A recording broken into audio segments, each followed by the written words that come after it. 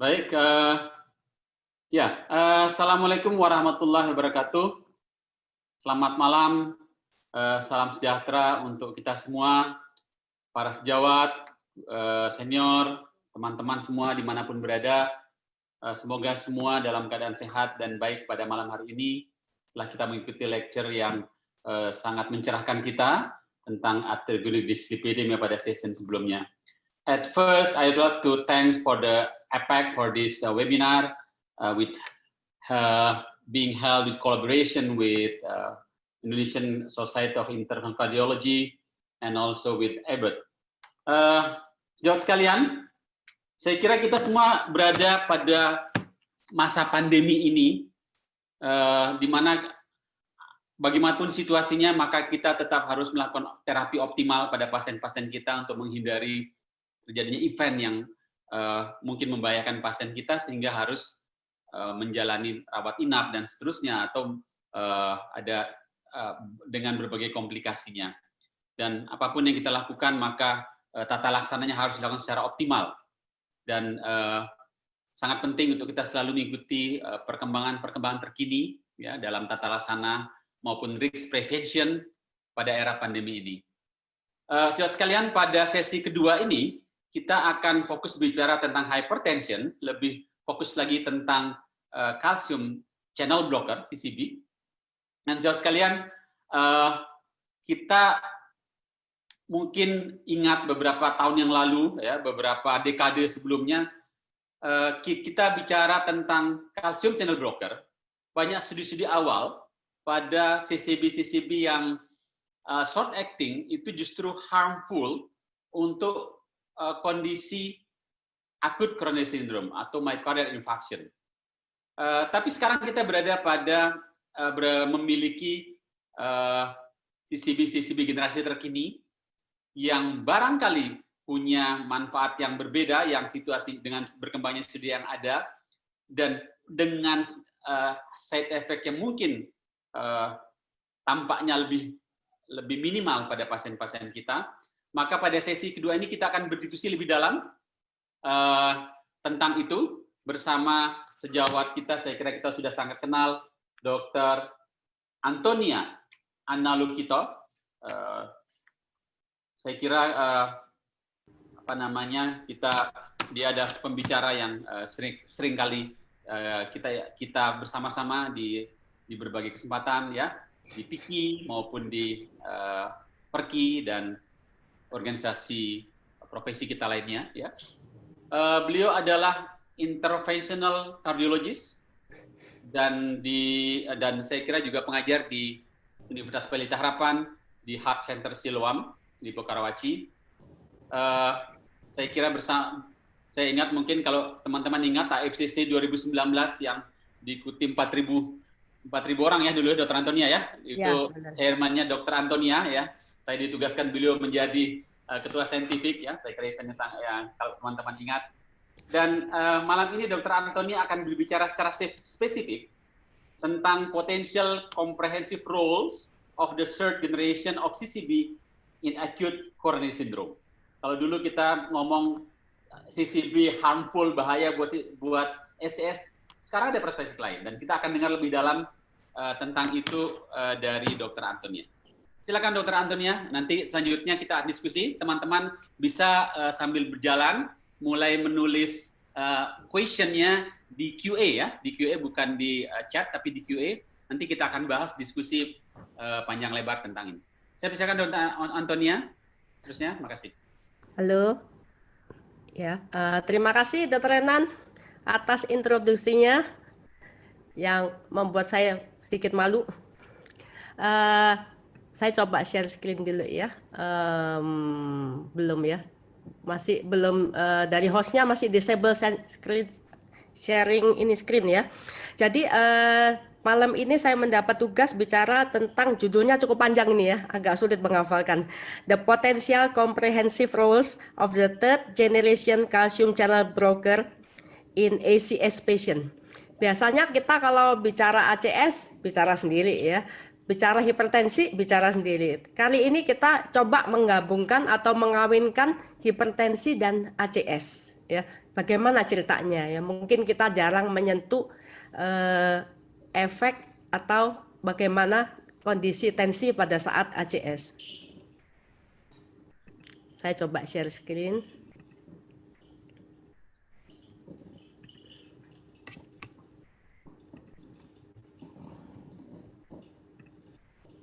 Oke, jadi ini adalah tugas saya hari ini.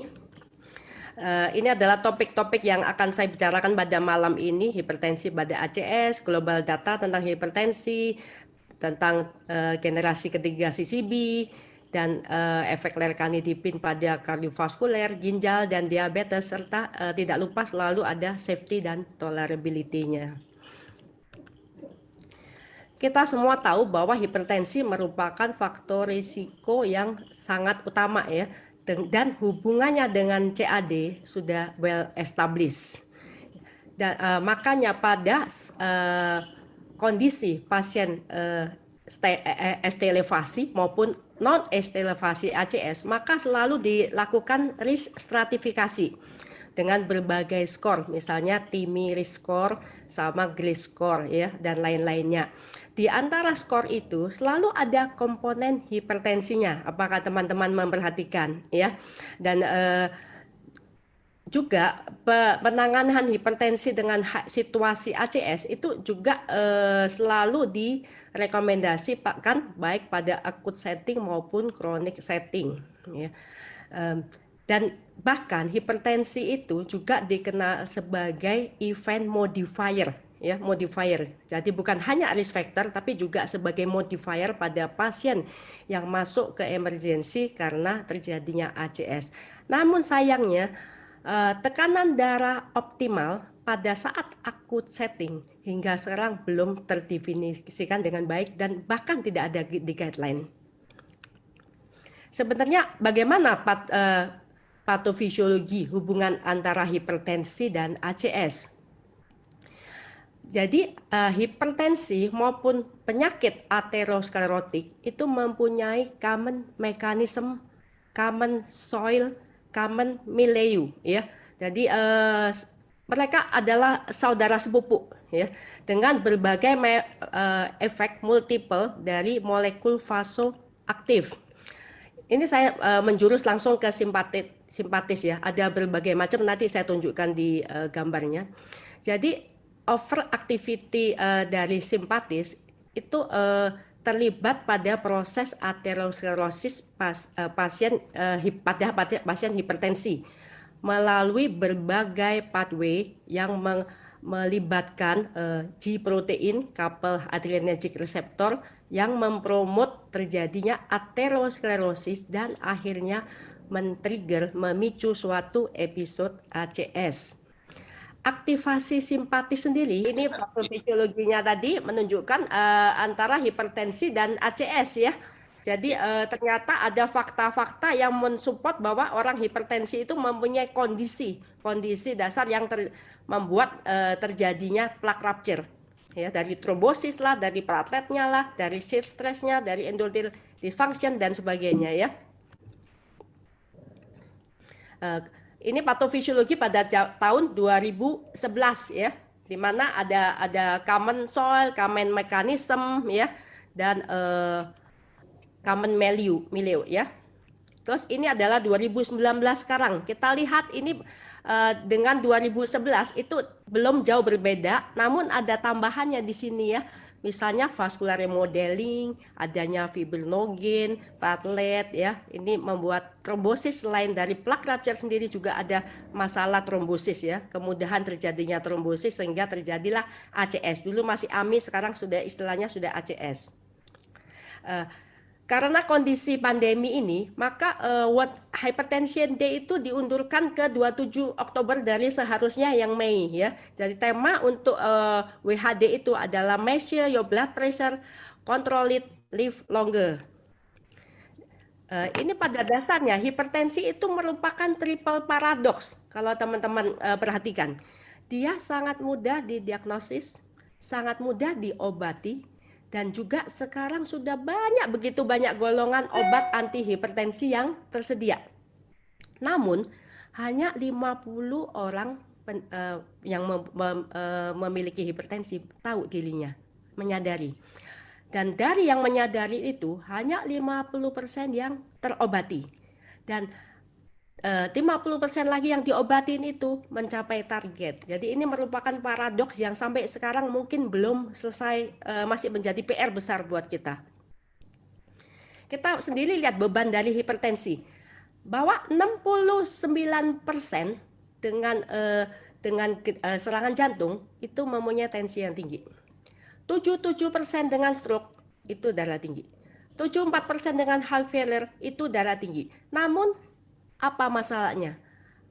Kita menghadapi adherent atau ketidakpatuhan yang besar, ketidakpatuhan terhadap lifestyle changes, ketidakpatuhan terhadap rekomendasi, tidak patuh minum obat, tidak patuh kontrol dan sebagainya. Itu sebanyak 5-7%. Kalau dari obatnya kita masih bisa mencoba mengakali ya, tapi kalau masalah yang lain-lain, masalah sosial, kita akan lebih sulit ya. Tapi tantangan itu harus kita perhatikan. Kita terus-menerus diingatkan bahwa pentingnya mencapai tekanan darah ya. Meskipun suatu golongan obat dibilang bagus sekali, misalnya S inhibitor paling bagus, ARB paling bagus, tetapi kalau dia gagal mencapai target tekanan darah target, maka ke mekanisme yang bagus tak akan ada gunanya karena tidak tercapai target. Dan apa yang terjadi?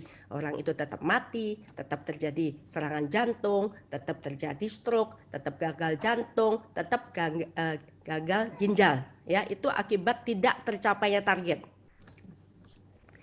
Kita melihat berbagai guideline yang menghubungkan hipertensi dengan ACS. Ini saya nemu guideline 2015. Ini punya Kanada ya, punya Kanada. Kita lihat ini adalah satu-satunya yang dengan tegas saya menemukan bahwa pada coronary artery disease dan MCI itu pun recent ya, itu CCB ditempatkan sebagai second line. First line-nya adalah angiotensin blocker dan beta blocker ya. Bagaimana dengan yang sekarang? Ini adalah ESC 2018 dan dari INAESA 2019 ya. Seperti teman-teman ketahui, INAESA merupakan kumpulan dari Perki, Pernefri dan Perdosi ya. Ini kita menganut pada ESC. Kita lihat CCB tidak lagi sebagai second line tapi merupakan first line ya pada pasien dengan CAD.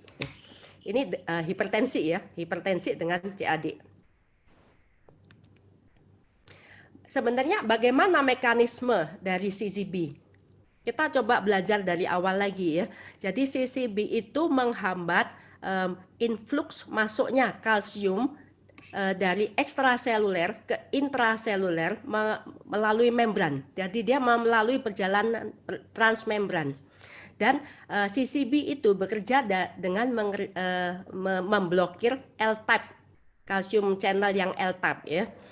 CCB itu bisa menurunkan tekanan darah dengan menginduksi vasodilatasi ya, baik perifer maupun koroner. Dan CCB itu mempunyai berbagai macam selektivitas vaskuler antar berbagai macam CCB.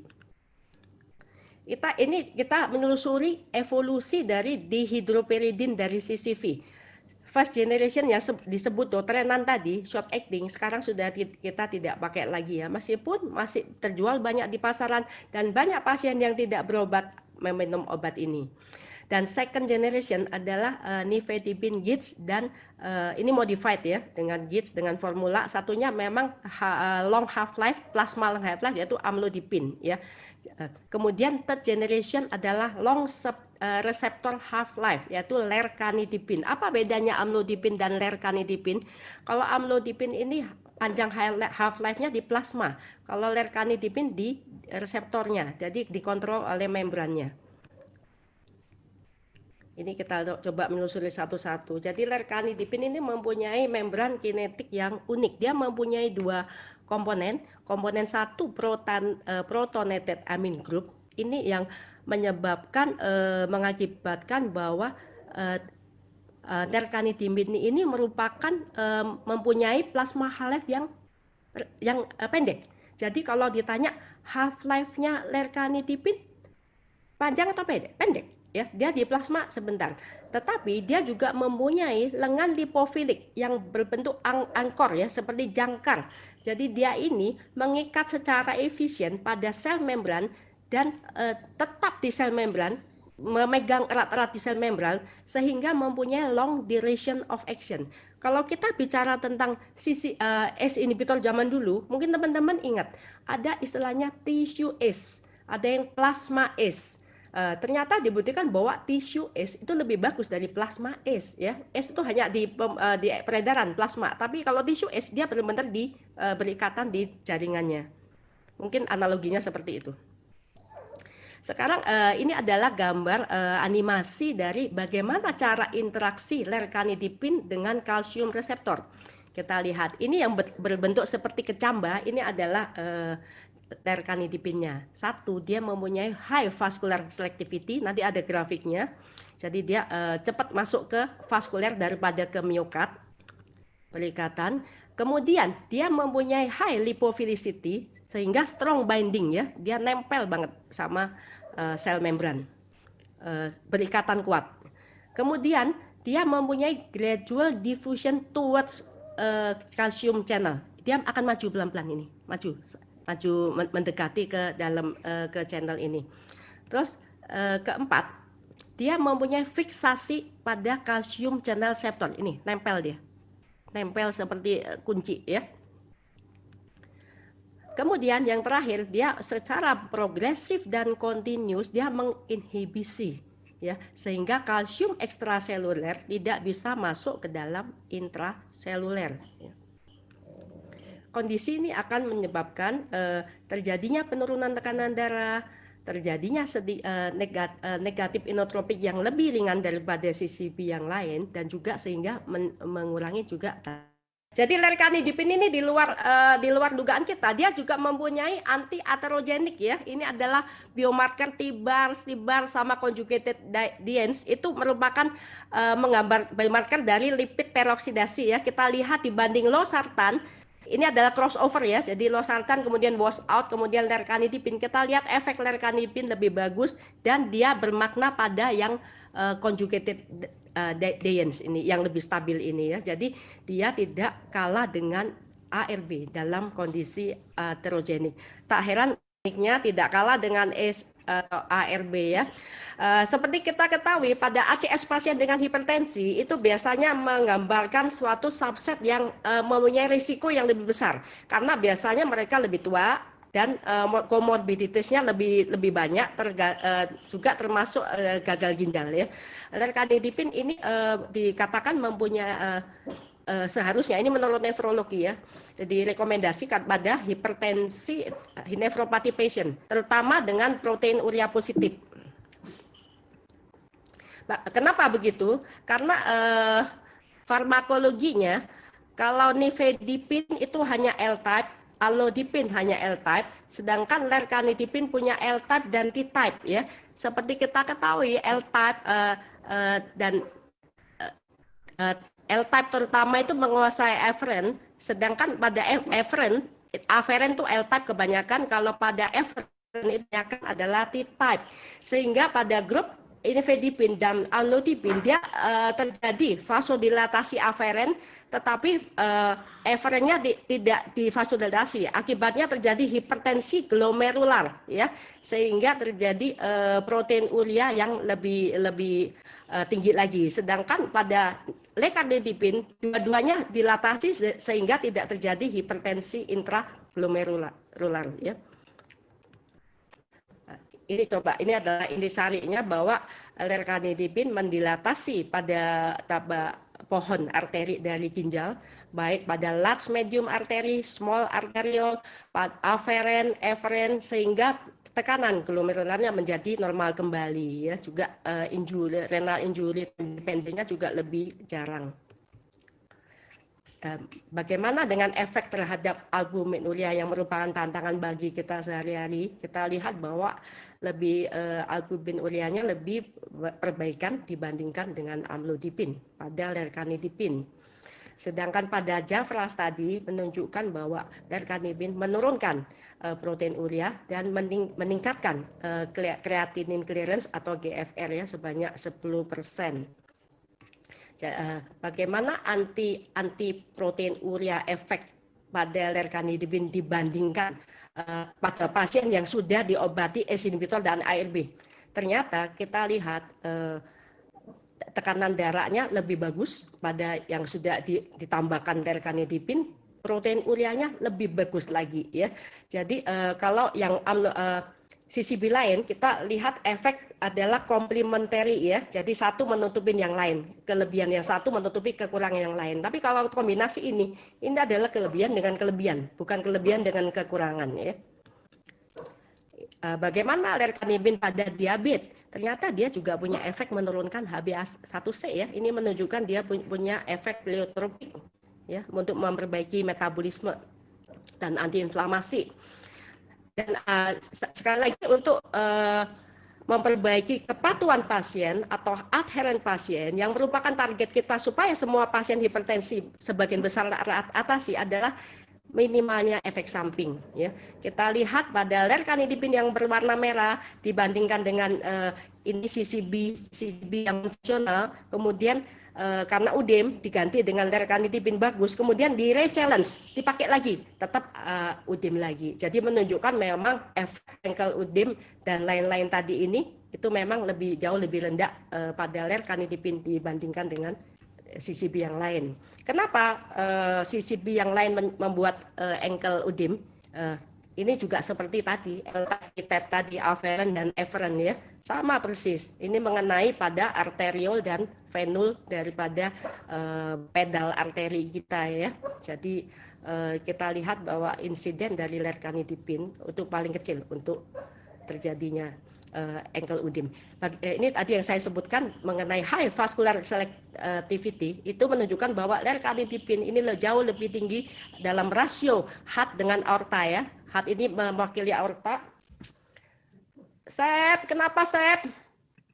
Kenapa diganti terus? Kenapa dipindah terus?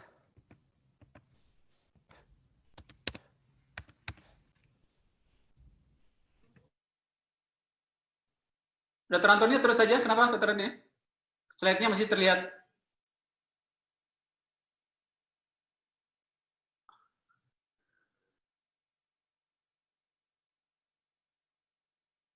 Ya, ini.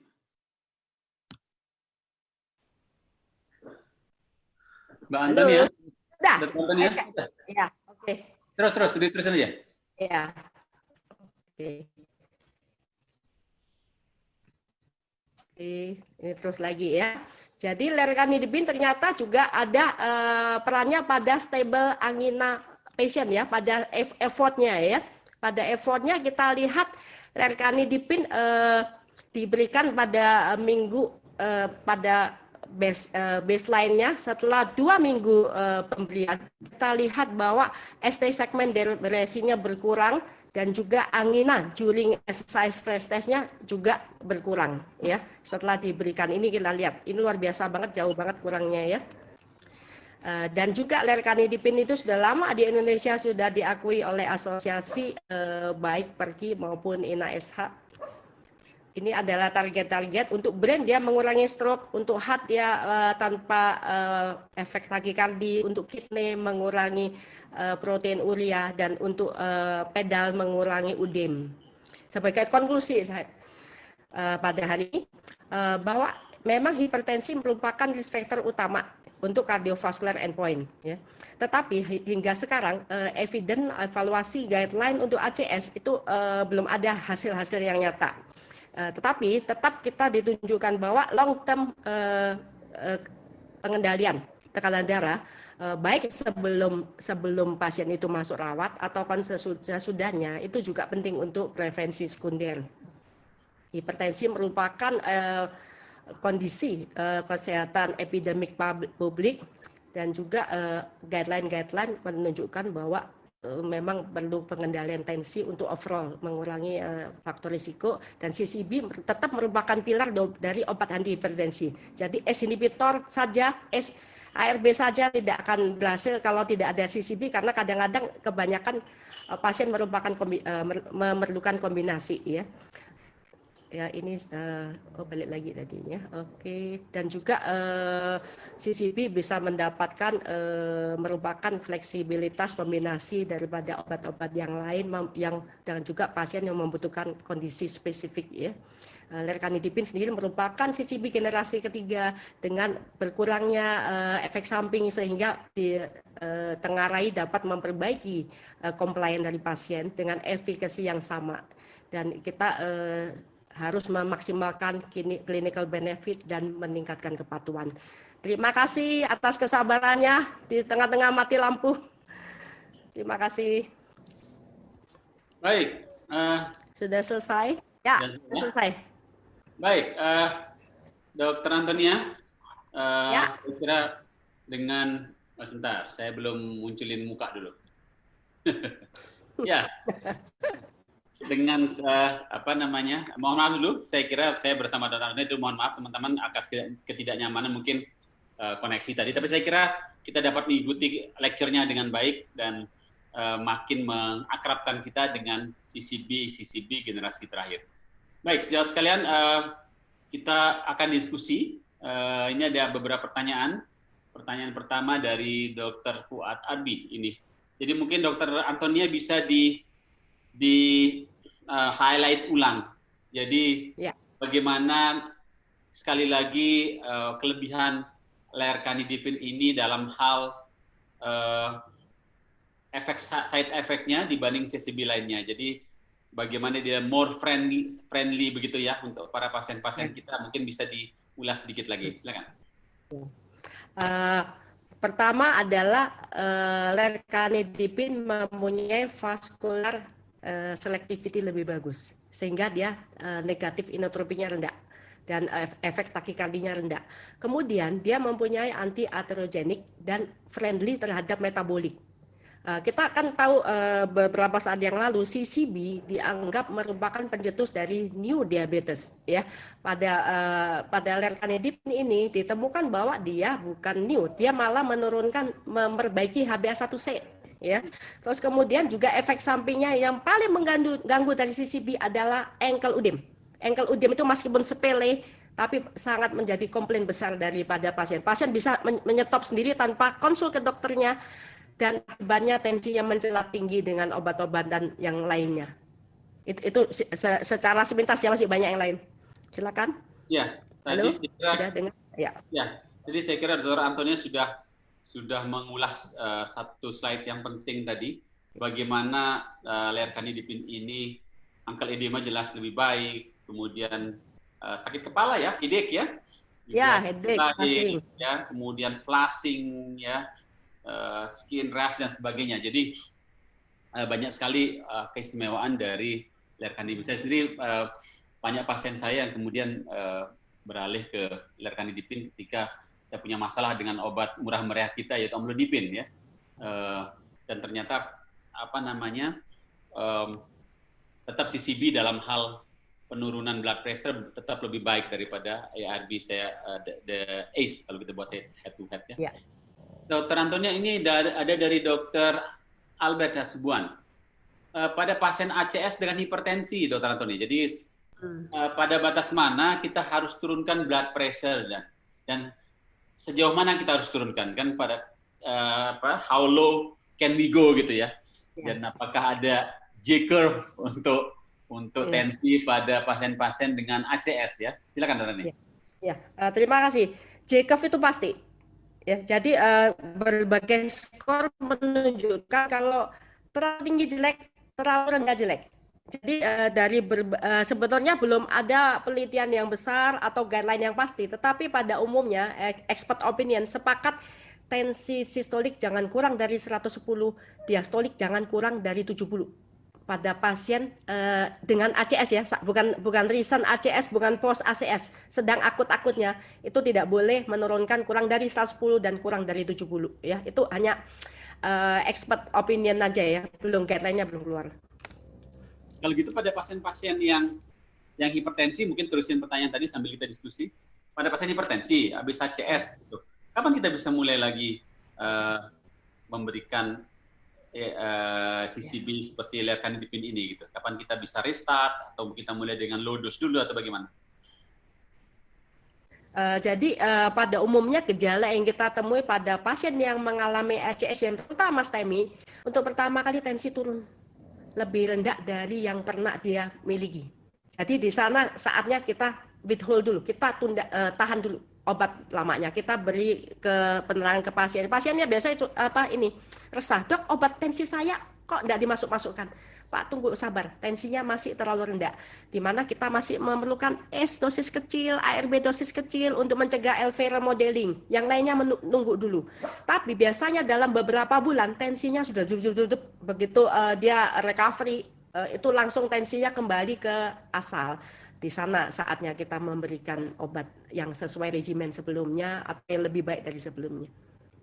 Ya. Jadi pada akhirnya ketika sudah stabil kembali lagi hipertensi ya. Dan itu masalah kita kembali ke kontrol tensi, jadi sebagai secondary prevention. Baik, ini ada pertanyaan lagi, Dr. Antonia, dari Dr. Ima Ansari Kusuma. Ya, ini sejawat kita di Jogja nih. Ya. Jadi pada pasien ACS yang sudah mendapat lercanidipin 1 kali 10 mg, tapi tensinya belum terkontrol. Nah, apakah kita bisa naikkan dosisnya menjadi 2 kali 10 atau 1 kali 20? Barangkali Dr. Antonia ada pengalaman untuk ini. Silakan. Ya. Biasanya karena dia juga merupakan long tadi ya, membran half life, jadi dia cukup 1 kali 1 ya, tidak perlu 2 kali secara farmakologisnya. Jadi dari 10 langsung ke 20 biasanya. Atau kalau pasiennya begitu datang dia sudah dalam kondisi obat lain ya, sudah ARB dan beta blocker lainnya, tensinya masih tinggi sekali, 180. Saya biasanya kasih langsung 20. Ya, tapi kalau cuma naiknya 150, 160, pasiennya protein urea, saya kasih 10 mili dulu. Atau kalau misalnya switch over ya dari amlodipin. Amlodipin 5 itu biasanya setara dengan lercanidipin yang 10 mili. Kalau amlodipin yang 10 mili itu setara dengan lercanidipin yang 20 mili ya.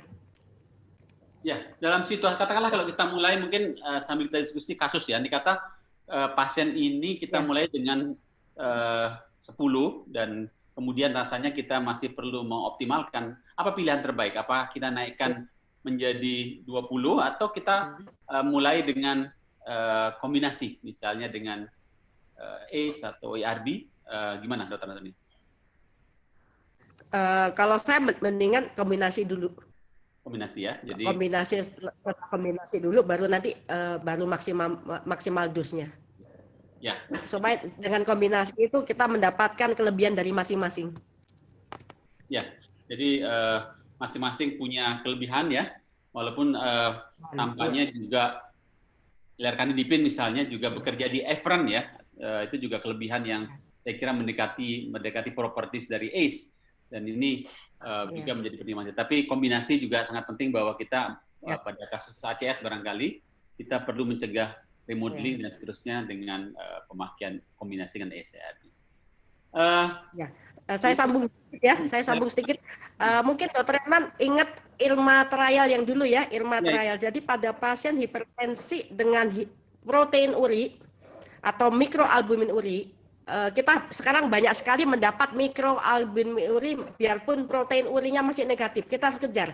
Apalagi pasiennya gemuk, pasiennya diabetes dan ngorok, terutama ngorok ya, itu akan banyak. Jadi favorit saya kombinasi adalah berdasarkan IRMA tadi, jadilah adalah irbesartan dengan lercanidipin. Itu favorit saya. Karena kalau dengan amlodipin nanti ambiar istilahnya, ambiar lagi. Jadi kita untuk protein urinya kita harus kembalikan mikroalbumin urian kepada normal. Itu kombinasi itu yang sepertinya yang paling ideal. Iya. Jadi great combination antara poten third generation ARB plus third generation dari CCB dengan ARB yang potensial. Baik, saudara sekalian, ini ada pertanyaan berikutnya. Adakah dosis maksimal lercanidipin ya untuk angioedema jika pun timbul pada penggunaan lercanidipin? Adakah opsi yang dapat dilakukan selain limb elevation, misalnya dengan mengurangi dosis. Ini, Iya. silakan komentar dokter. Ini pertanyaannya mengharukan ya, ada campur doanya. Oh iya, bawah ini ya. Terima Ada kasih campur doanya. Terima kasih berbagi ya. ilmu ya, balas kebaikan dokter, sehat-sehat ya dok. Terima kasih. Jadi memang semua CCB kalau dosis digenjot maksimal itu akan membuat ankle udem. Hanya ankle udemnya derajatnya ada yang lebih tinggi, ada yang derajatnya lebih rendah ya. Setahu saya lercanidipin maksimal dos yang di Indonesia itu adalah 10 sampai 20 miligram saja. Saya tidak pernah ke 40, belum pernah. Biasanya 20 sudah cukup ya.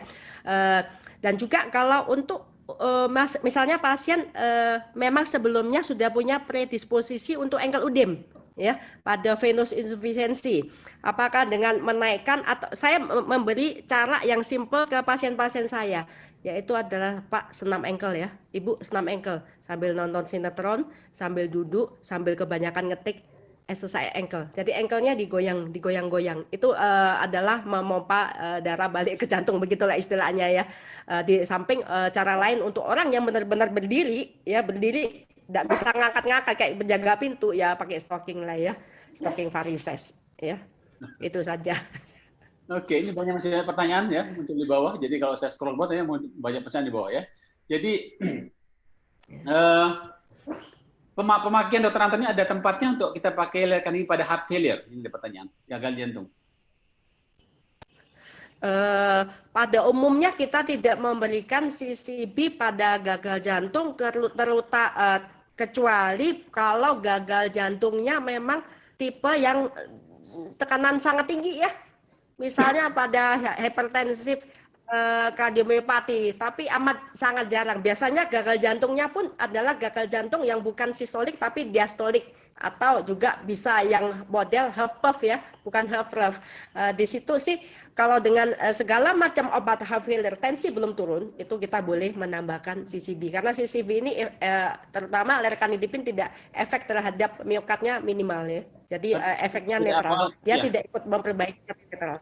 Tapi dari awal kan kalau pasiennya memang dasarnya heart failure karena hipertensi, kita bisa mulai combine ya kan, untuk tensinya dengan CCB, dengan ACE dan atau ARB untuk heart failure-nya kan? Iya. Iya ya, oke. Setuju. Oke. Untuk ini dokter, ini saya gabung pertanyaan untuk krisis hipertensi atau masuk dengan tensi yang sangat tinggi. Bagaimana penggunaan obat ini? Ada tempatnya enggak gitu? Kalau namanya krisis, kita pasti pakai yang intravena. Iya. Kita pakai intravena, tapi kita jangan lupa, kita jangan lama-lama, jangan menunggu terkendali baru kita masukkan oral. Saya biasanya langsung combine sih. Begitu pasien masuk, langsung masuk intravena, langsung oralnya juga masuk. Karena oral itu kan butuh waktu ya, butuh waktu untuk mencapai kadar terapeutik dalam plasma. Jadi kita jangan menunggu satu-satu.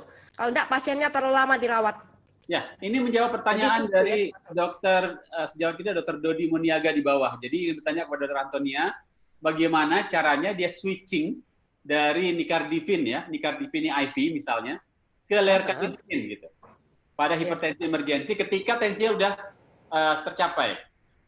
Iya, seperti saya jawab tadi, kita tidak switching, kita overlapping ya, tidak switching, overlapping, no switching. IV oral no switching, overlapping. Ya. Overlappingnya tentu satu agent biasanya kurang ya. Kalau krisis biasanya kita overlappingnya mungkin nantinya oralnya tidak satu agent. Biasanya sudah pasti kombinasi. Jadi saya kira tetap kombinasi, tetapi di tengah-tengah pemberian, saya kira mungkin hari pertama, kedua kita sudah berikan tuh ya obat oralnya ya, kalau pasiennya bisa minum obat. Baru kemudian pelan-pelan kita lepas si IV lercanidipin ya.